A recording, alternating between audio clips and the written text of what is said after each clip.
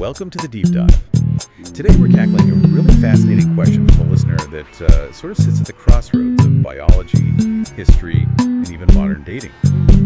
The question is, how effective has being extremely smart actually been as an attractive trait for men, across history and even now? Is being a genius really the ultimate aphrodisiac?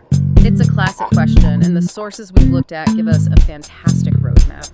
We've pulled from evolutionary psychology, some really deep historical accounts of, philosophers, statesmen, all the big thinkers, yeah. And we've even got recent studies on modern mating markets. So our mission for this deep dive is to look at not just if intellect is attractive, but I guess how you even show it off. Exactly. And how does it stack up against, the obvious things like physical appearance or money in the whole game of choosing a partner? Okay, so what's the initial take from the sources? Well, the initial framing is that while attraction is, of course, super complex and personal, intelligence seems to be this universally appealing thing.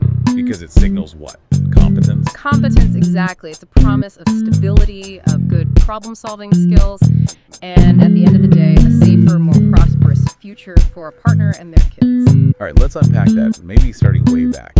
How would our ancient ancestors even demonstrate high intelligence in a way that's, attractive? It's not like they were handing out SAT scores around the campfire. No, exactly. For intelligence to be a trait that gets selected for, it has to lead to something tangible, something you can see. Right. Prehistorically, and for most of history, showing off your intellect was all about practical application. It meant you were the person who could find food reliably, build a better shelter, and, keep the group safe. So the ancient genius wasn't the guy reciting poetry, it was the guy who invented a better spear.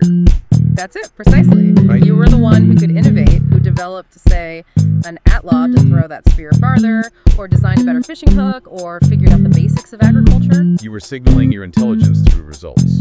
Yes, through tangible outcomes, provision and protection. That innovation led directly to high social status, control over resources, and that made you an incredibly desirable. It's the ultimate show, don't tell. Your mind wasn't attractive on its own, it was attractive because of what it could do. Yes, and that control over resources was the visible historical proof of a sharp mind. Now, if you fast forward to today, the function is basically the same, but how we show it has changed. Right. Intelligence now provides for a partner through career success, good financial planning, or even contributions to society.